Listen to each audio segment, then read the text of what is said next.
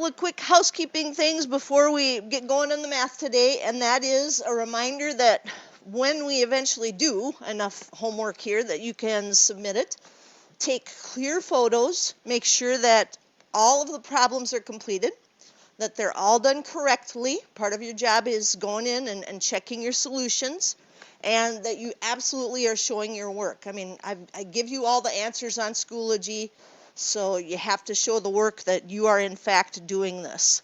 And then if at any time I see something that gives me pause and says, hey, I need to let the student know about this, you know, if there's a mistake that's occurring in the homework, I usually make Schoology comments, and that'll show up on that little bell.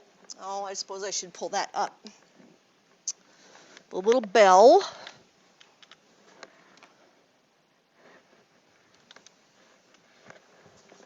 Over here in Schoology. Doesn't happen very often in pre-calculus. Most pre-calculus students, you know, are doing a good job with their homework and getting everything right anyway, but make sure that those are correct and submitted. And this time, especially with the 4-1 material that we have, today I'll be able to tell you you can finish up one thing, but it's kind of like we have to go the whole 4 days before you can really finish up any of the assignments that we have. So you just kind of have to hang in there and do what you can at any given time. I also want to let you know that typically I don't answer emails in the evening, and that's because I'm here at school 10 to 12 hours most days, and I'd like to have a little bit of time with my family and some time to sleep in the evening. So I don't answer the emails in the evening. I'll answer those in the morning when I get back here to school. So let's get back to section 4.1. Angles and their measures, and here are learning targets. We have really hit work with DMS measure. It's not a hard thing to do. We're doing okay with that. Yesterday spent a lot of time drawing angles in standard position. Today more with coterminal and definitely talking about reference angles. Converting from degrees to radians and vice versa, that will also be today, and we'll also talk about finding arc length today. The last piece we're going to have to hang on until tomorrow to get. So let's see.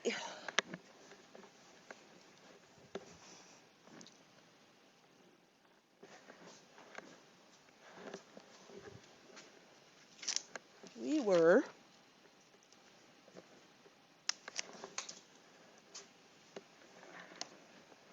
here. And while I know we already did example 4, I want to make sure that we remember what coterminal angles are. Our angles have an initial ray, and that's always the positive x-axis, and then they have a terminal ray, and that's where they're landing. And many, in fact, an infinite amount of angles can land in the same coterminal position.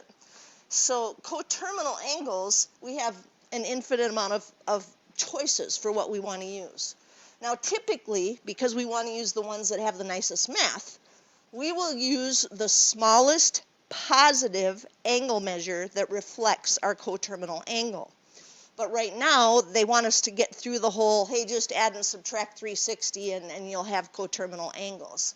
Eventually, we'll get to the point where we want to use the best coterminal angle. So example 5 up here says, for each angle phi, find the angle theta that is coterminal with phi such that it's between 0 and 360 degrees. And typically, that's what we want. We want that smallest positive angle that's going to represent it. And I look at phi and say, oh my goodness, look at that one. They're giving us another one that's gone around and around and around. So let's figure out how many times it's gone around and around and around.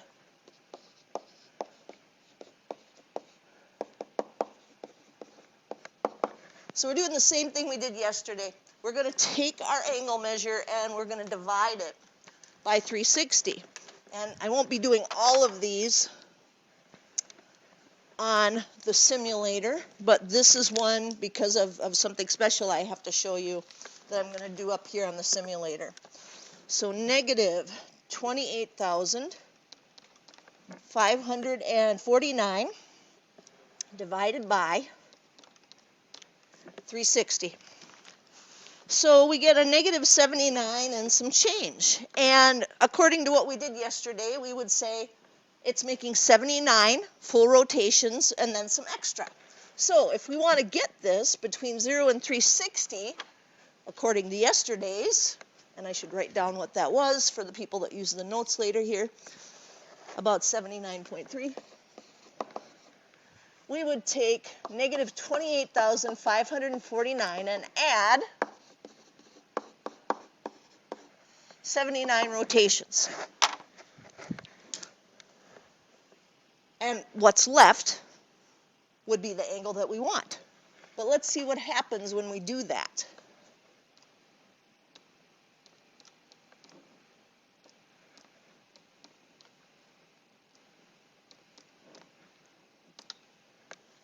We still have a negative angle.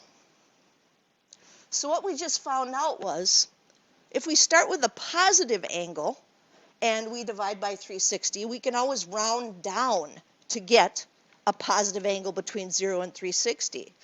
But if we start with a negative, we have to round up. That's the only way we're going to get a positive. So we have to change this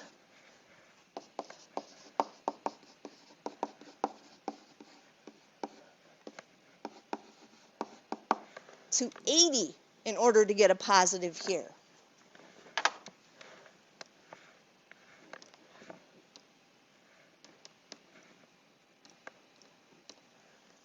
And there is our angle measure between 0 and 360. It's 251 degrees. So like I said, that's why I put that one on the simulator up there so we can see, hey, we're not going to get a positive if we round down to 79. We're going to have to round up to 80.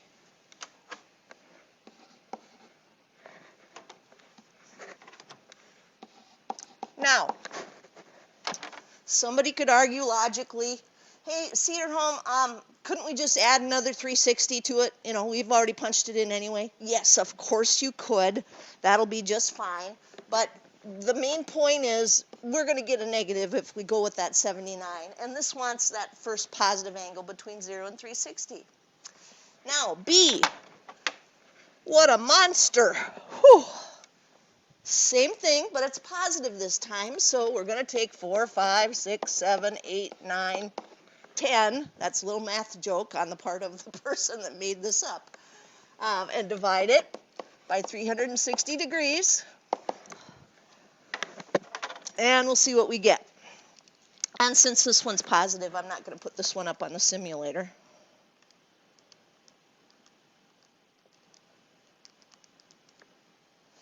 So that is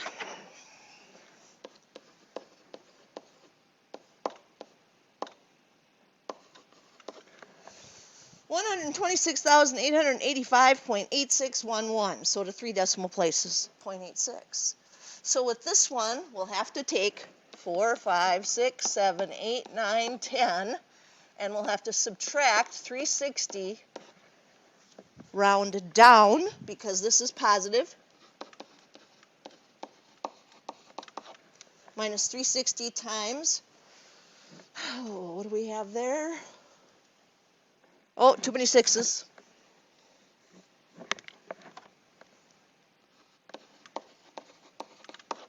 $126,885.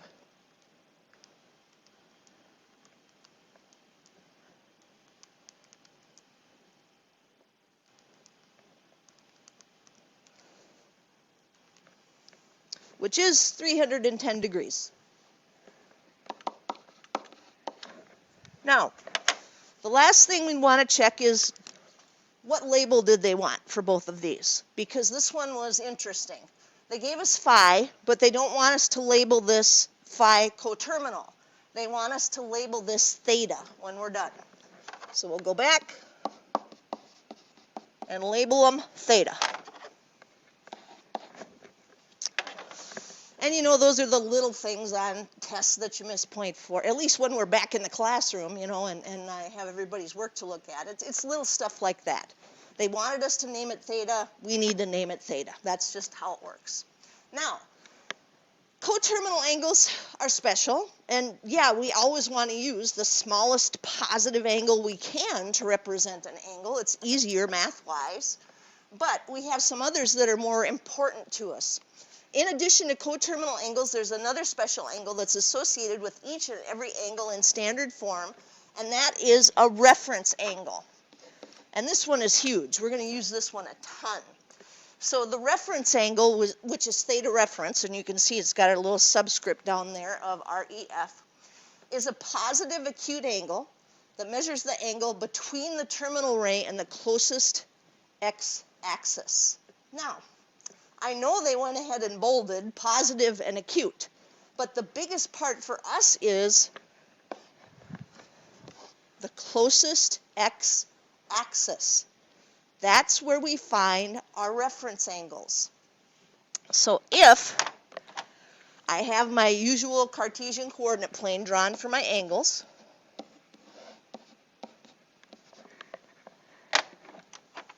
and I want to find a reference angle, what I have to do is always look at theta in these drawings.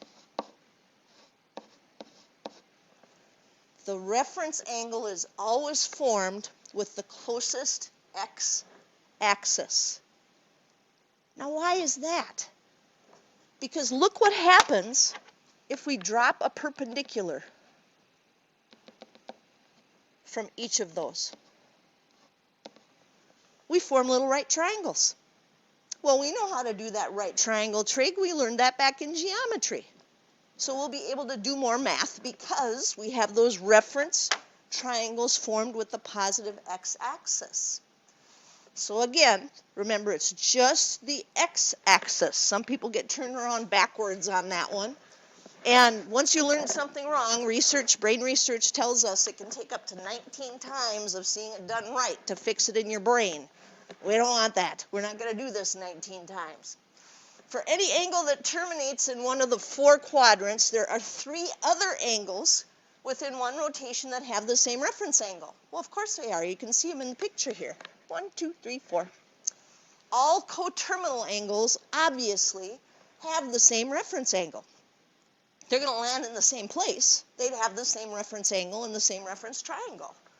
So the key to knowing your reference angles is going to be you have to draw the angle. You have to. So example 5.5 says we've got alpha at 565. First thing, find the reference angle. Got to draw it. So I started thinking, well, that's going to go more than 360, so let's see how much farther than 360. We've got 565 minus 360, and that, with a little bit of math here, will be 205 degrees. So I start on my positive x-axis. It is positive angle, so I'm going to go counterclockwise, a full rotation, and then I need another 205 degrees. So I go 90, another 180, and then I start thinking, well, how much more should I go if that's going to be 205? Well, 180 to 205, do the math. Somebody unmute, tell me how many more degrees we should go. 25 degrees. 25 degrees it is, and you just told me the reference angle.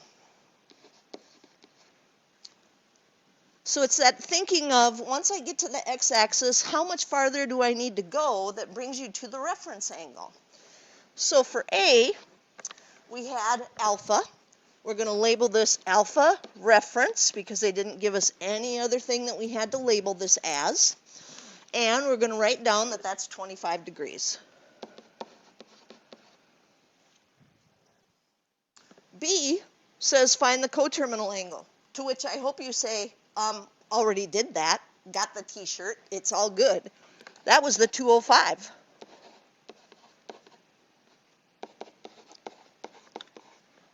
And that would be the smallest positive coterminal angle, and that's what we always want. Those are the nicest ones to work with. So, reference angles, you really have to draw it. And you kind of think, all right, what's going on with the x-axis whenever you're doing that? Example 6. If beta is negative 265.363 degrees, A, draw beta in standard form. Yeah, that's what we would do anyway. Because B, we want to find the reference angle. And then we'll find the coterminal angle, but they're giving us a special one. And then in part D, we're going to do some converting. So it has a lot of those objectives, those learning targets we talked about today. So for A,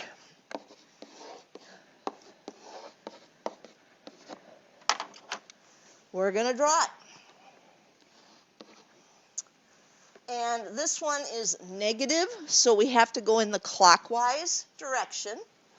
And I've gone a negative 90, a negative 180, and I know I have to go farther, so I try to figure out, well, how much farther do I need to go? Well, don't think of it as negative 265.363, just think of it as 265.363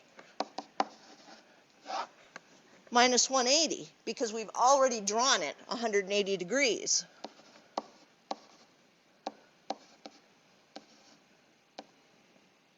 So we've got another 85.363 degrees to go.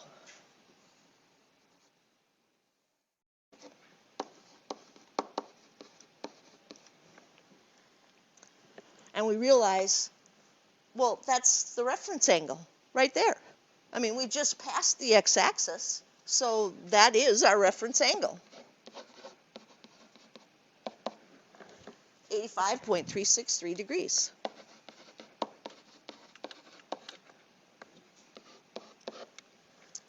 C says find that coterminal angle, but like I said, this is a weird one. 47 positive rotations away. That's not typically the angle we would want to use, but we'll do it because they told us to. So negative 265.363 degrees plus, because it was positive rotations, 47 of those 360-degree turns.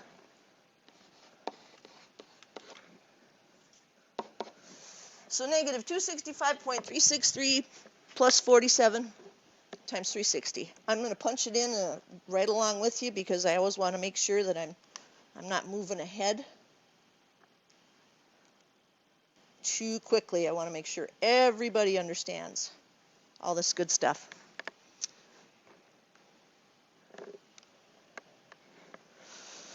So we have 16,654.637 degrees. Now again, that's typically not the one we would use. So I'm going to put C over here with a little prime symbol because we would want to use the first positive coterminal angle. And that would mean all we're going to do is take negative 265.363 degrees, and we're going to add 360 degrees. So that would be the one we absolutely would want to work with. So that one comes out to 94.637 degrees. But they gave us special instructions for C. We followed the special instructions. Now the reason that I'm giving you C prime is because, like I said, that's the more useful coterminal angle. And for part D, they want us to convert our beta reference, and our beta coterminal into DMS notation. And it says round to the nearest second. So they're kind of warning us that this isn't going to work out perfect.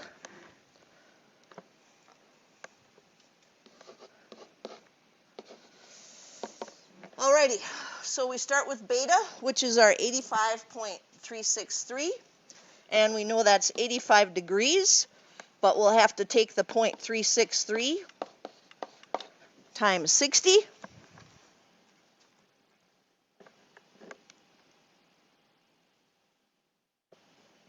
Oh, wait a second, I'm using the reference angle already.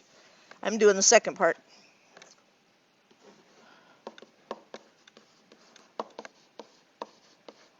Getting ahead of myself there. So we've got that negative 265 degrees plus 0.363 times 60, which gives us 21.78.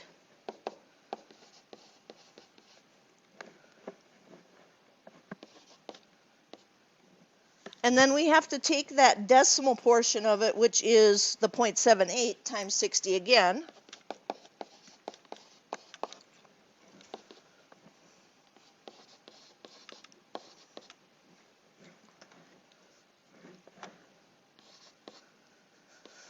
So 0.78 times 60, which gives us 46.8, but they said round to the nearest second, so 47 seconds.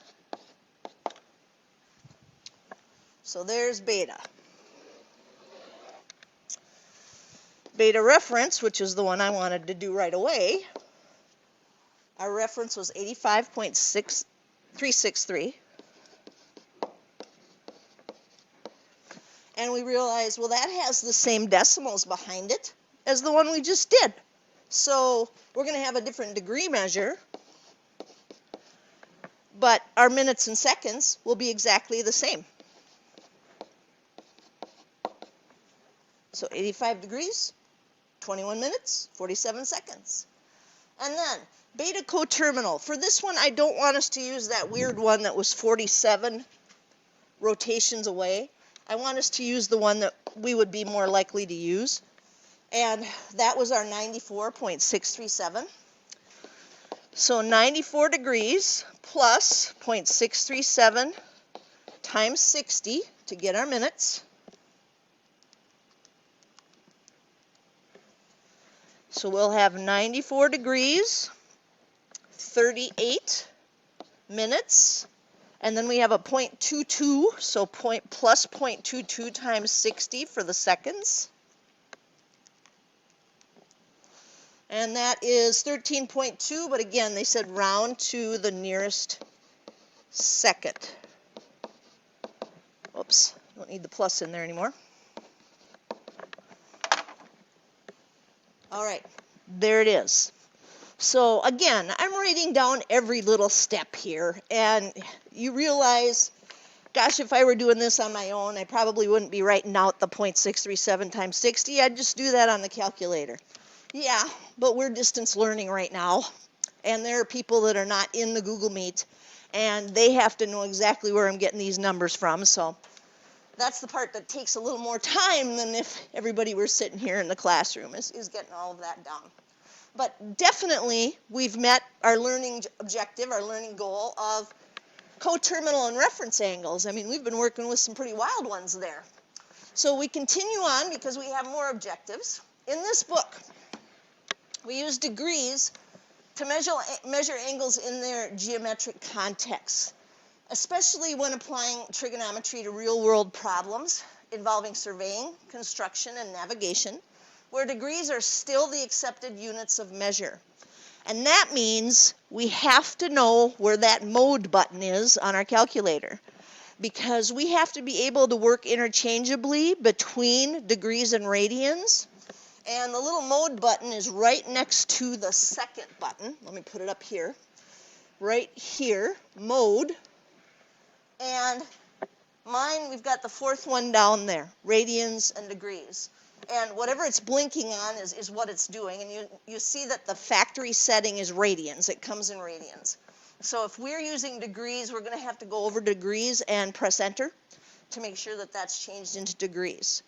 Again, we have to know that. We have to know that that little bubble says, hey, I've got my calculator in degree mode. And if the little bubble isn't there, that we're talking about radian measures. So when we work with trigonometric functions, we are going to talk about angles in radians, because we want those to be elegant. To be elegant answer in math means perfect. Everything is shown beautifully. So we'll measure those in radians so that the domain and range values can be measured on comparable scales. Length and length. As I told you, radians doesn't have a label. So whatever you start with for your label is what you end with. And if you're working with length, it always seems kind of silly to start talking in terms of degrees because degrees has its own label. So radians, and I had already shown you how this draws out on the first circle that we had on the front page, probably the third page of the notes. A central angle of a circle has a measure of 1 radian if it intercepts an arc with the same length as the radius. So if you have something with a little bit different color in it and you have a notes packet, I want you to mark this and this. If you don't, maybe just put, the little tag marks, the hash mark that you had from geometry in there, so that you remember that's how 1 radian is formed. We have the radius, and then the arc length matches perfectly whatever that radius was. And that's how we get 1 radian of any circle. The radius matches the arc length. So if we had to do this, we've got an exploration here, but we've already drawn the circle for you down there. I mean, the first year we did this, we gave everybody a compass and we drew our own circles and did all of that. But it was kind of silly in the end because we just needed to have a circle. Carefully draw a large circle on a piece of paper, either by tracing around a circular object or using a compass. Identify the center of the circle as O. So if you have the note packet, we're going to call the center here O. Right there. And draw a radius horizontally from O towards the right, intersecting at point A. Then, cut a piece of thread or string the same size as the radius. So this would be the point where you'd say, all right, I'm going to cut it just that length. Place one end of the string at A, bend it around the circle counterclockwise, marking the point B on the circle. So, looks to be about that much. So there's B. Draw the radius from O to B. What we have just produced at angle AOB is 1 radian. Right there. That central angle would be 1 radian. Now, some pretty obvious things about circles here. First is, what's the circumference of a circle in terms of its radius? Well, everybody learns that one in geometry. Circumference equals 2 pi r.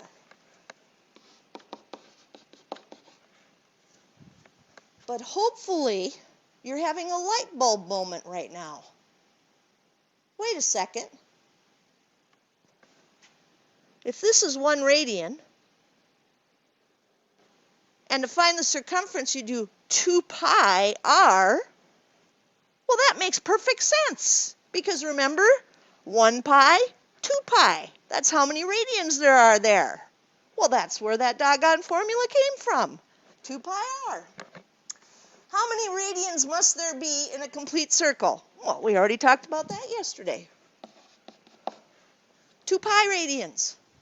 1 pi to equal a straight angle, and then another pi to get back. 3 makes us think about this a little bit. If we cut a piece of thread 3 times as big as the radius, would it extend halfway around the circle? Why or why not? So we take the radius, and instead of once, we try 1, 2, 3, and I don't know if I should be stopping here or I should be stopping here. That's a giant question mark. But it's not when I remember this. This is 1 pi. Is 3 going to make itself all the way to pi? No. Pi is 3.14, well, 2 if you round to 3 decimal places. So, no. Because 3 is less than pi. It won't make it. So 4, it always makes me feel like they did this on purpose. You know, they want us to do this backwards so we remember, well, how many radians are there in a straight angle? Though there's pi. So we don't want to forget that pi and 180 degrees, they're the same thing. It's just that pi is more accurate. And so it gets us to start thinking about how all of this formed, especially when you see circumference equals 2 pi r. I mean, that's usually a big light bulb moment for people where they go, oh my gosh, that's where that came from, you know? They gave it to you in geometry, but didn't really tell you where all that is fitting into how circumference works. Now, we want to be able to work with both systems, degrees and radians. And it says, what is 1 degree in radians? Well, a lot of the work that we do with degrees and radians is going to require using what's called unit analysis. In science, they call it dimensional analysis. It's where you use the labels to try to figure out what something is. And right now, this is what I have. 1 degree. But my answer is supposed to be in radians. So I start thinking about this in terms of fractions, and I realize if I'm going to get that, I'm going to have something about degrees down here on the bottom, because then degrees will be on the top and the bottom, and they'll cancel. But since my answer is supposed to be in radians, that means I need to have that label of radians on the top, because then degrees will cancel, and my answer will be radians. So now I think, what do I know about radians and degrees that might be helpful? Well, we just talked about it. I know there are pi radians and 180 degrees. That's what I know. And again, degree labels are going to cancel. So fractions, it's always top times top, bottom times bottom. So we'll have pi over 180. Again, radians is the label, but we typically don't label radians. It's one of the reasons we like to use it. I'm going to in this case again for the people that are not able to be at the Google Meet. Now I would want to know what that is as a decimal. It is not a fantastic number.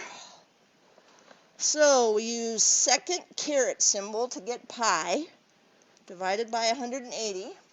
Oh, I want to make sure everybody knows where pi is on here. Second, raising it to a power, that's called the caret symbol. So about 0.017 to 3 decimal places.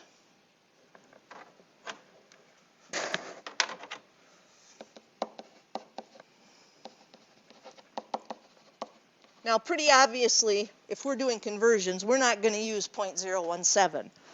If you punch that into your calculator, you see there is a plethora of decimal points after that, and you know it wouldn't be exact. So we'd stick with our pi over 180. And then what is a radian in degrees? So now we'll go through that process backwards, and we'll say, all right, I've got 1 radian.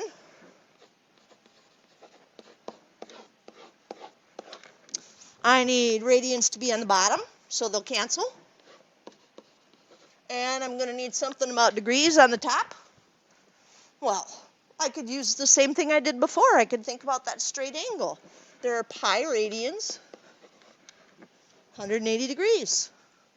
So now the radians are going to cancel out.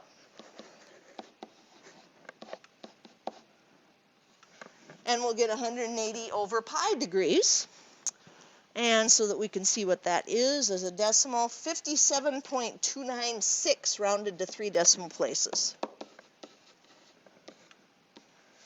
Which again, we're not going to use because if we do that, we're going to start having rounding errors in everything that we do. So the next piece here with the big star says, don't be using 0.017 radians in every degree and 57.296 degrees in every radians. Instead, to convert radians to degrees, think about unit analysis. Multiply by 180 over pi. If you want to convert from degrees to radians, flip it. Pi radians over 180 degrees. Again, if you just think about unit analysis, or you use this a ton in science, they call it dimensional analysis, make those labels cancel out, top and bottom, so that you're left with the label that you want. With practice, we can perform these conversions in our head. I know that's hard to believe because you're like, that's a lot of fraction stuff going on there, but we will. And the key is to think of that straight angle as equaling 1 pi. Then things will go great from there. Straight angle is 1 pi. So example 2 has us doing some of those conversions because that was one of our learning objectives. How many radians are in 90 degrees? Now, again, we could do the conversion formula like we just had, but if we just think about the fact that all the way across is 1 pi and 90 degrees splits that perfectly in half, we'll be able to write pi over 2. So radians really are kind of a visualization, of seeing all the way across is 1 pi. Now, for the people that aren't here, I certainly can put 90 degrees over 1, pi over 180 degrees, and you can see how you'd get exactly the same thing. But again, keep trying to get your brain wrapped around the fact that straight across, a straight line is 1 pi. So how many degrees would there be in pi over 3? Well, if this is 1 pi, and we have to split that into 3 equal pieces, well, that's 180 divided by 3. That's 60 degrees. So again, if you think about that visual, and you absolutely will be doing that, it's just going to take a little while for you to get used to that. Then you don't have to do all the conversion pieces, especially if they're nice ones. But let's just say we have our pi over 3 radians. We can see there's a pi on the top. We know we don't want a pi when we're done because we have this in degrees. So we're going to have to put 180 degrees over pi.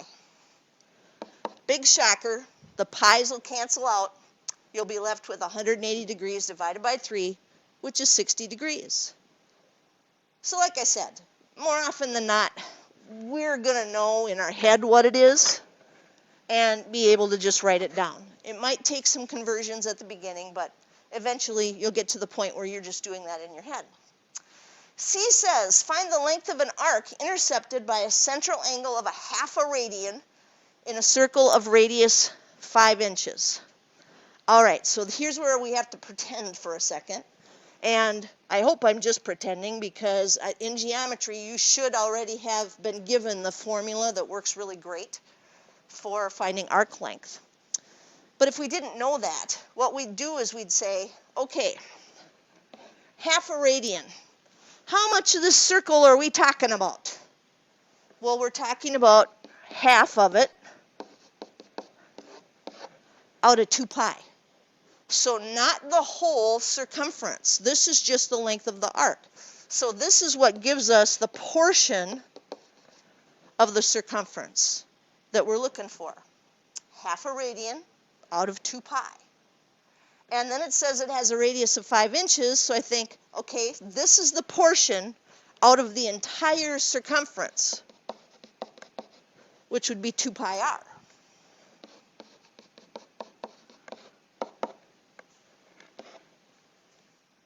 So this little fraction is just, I have 1/2 of a radian out of 2 pi, which would be the whole circle. Because I don't want the whole circumference, I just want that piece of it, that portion of it. And now we can see 2 pi, those are going to cancel out.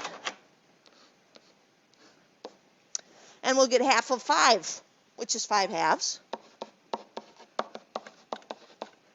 or 2.5. And then we look around for a label, and we see that this was in inches.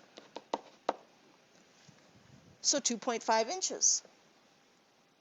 So like I said, this is kind of the hard way of doing this. Once we get to the formula for arc length, we won't have to go through all of this. Find the portion of the circle business.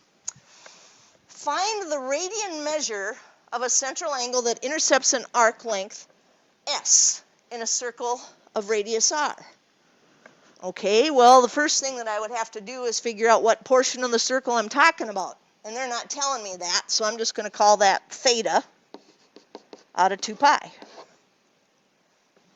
But I'd still have to take that times 2 pi r because that's how you get the circumference.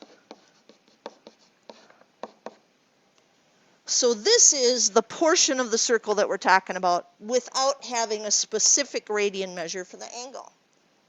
Oh, hey, look at that. The 2 pi's are going to cancel out.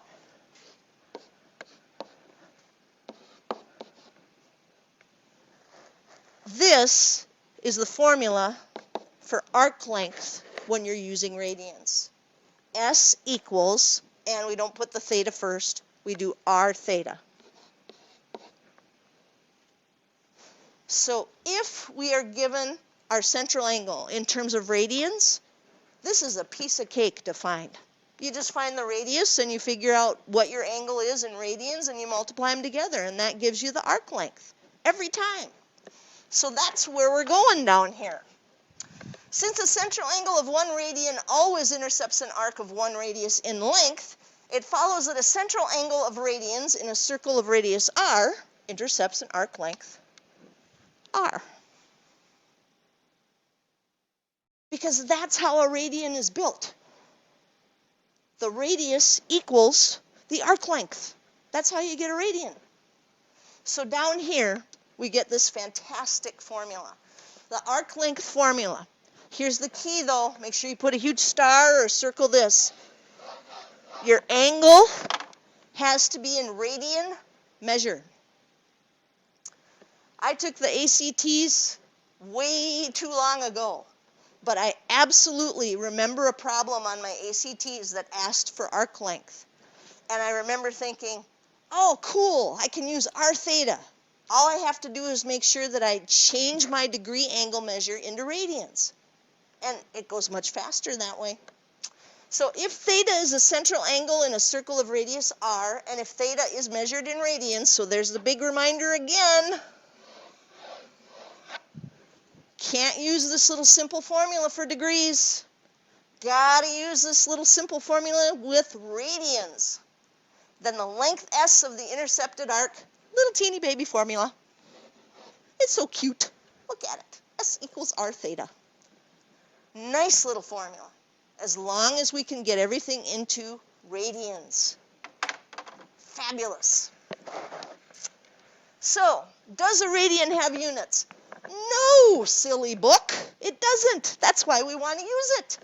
The formula S equals r theta implies an interesting fact about radians. As long as S and R are measured in the same units, so both inches, both feet, whatever it might be, radian is unit neutral. Doesn't have a label. For example, if r equals 5 inches and theta is 2 radians, then the answer is 10 inches. We don't say 10 inches radians. That doesn't make any sense. So it's because of that fact that we can get really nice labels and really nice little formulas. This unusual situation arises from the fact that the definition of a radian is tied to the length of the radius, units and all. So unit, we don't need it. We don't need to have a label. And that's really important, especially in the future when they give us something like 15 and it's sitting there and we're like, okay, there's no degree symbol. 15 what?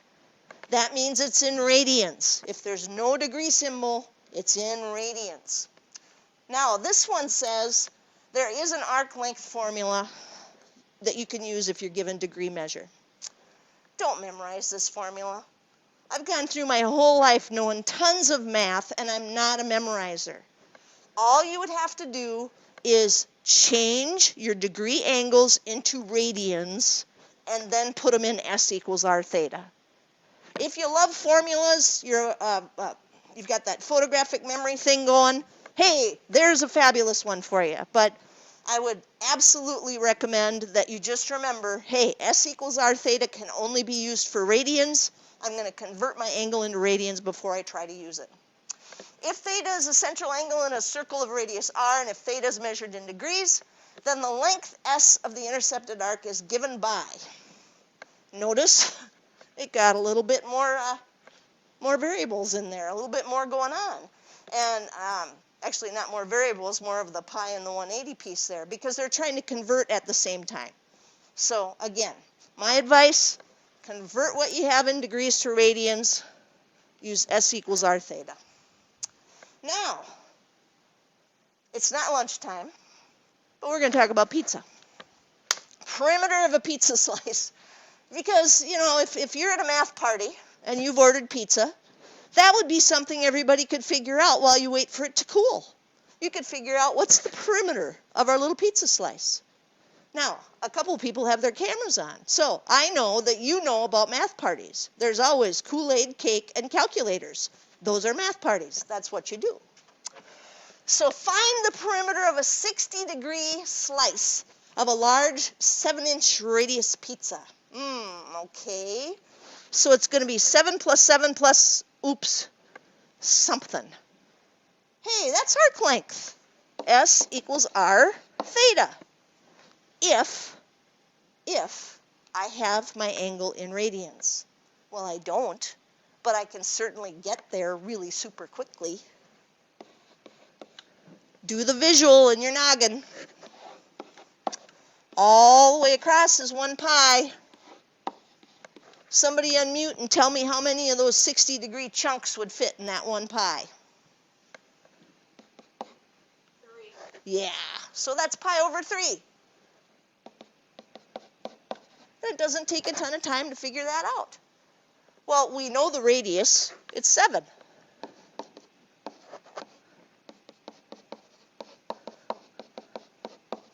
So the little arc length that we have over there is 7 pi over 3. But it did say perimeter, so we don't want to forget about the other two because peri means around. So 7 plus 7 plus 7 pi over 3. So at the table in your math party, you say, well, if you would like the exact answer, it will be 14 plus 7 pi over 3 inches for the perimeter of our pizza. If you're answering a question on the MCAs or the ACTs, well, then you probably want to plop that into your calculator and figure it out as a decimal. And just so you can see what that was, that comes out to 21.330 inches, rounded to 3 decimal places. So now you know. Another cool thing you could do at a math party if you decide to have pizza along with your cake and your Kool-Aid. Example 4, designing a running track. The running lanes at the Emory Sears track at Bluffton College are 1 meter wide. The inside radius of lane 1 is 33 meters, and the inside radius of lane 2 is 34 meters. How much longer is lane 2 than lane 1 around one turn? All right, we've all been there. We're in elementary school, and the teacher takes you out to the track, and you see not everybody starts at the same place. And when you're little, you go, cheating! What's up with this? Why did they get to start before me? And then you get to the point where you realize, oh, because they have to go a little farther at the turn than I do. So they get to start farther. But who figured out how much farther they get to start? Well, mathematicians, of course. Rats! Well, we could do this one super quick, but I don't want to do super quick. We'll just leave this on here for tomorrow. Doggone it. We'll talk about the track tomorrow when you know exactly how far of a lead they get.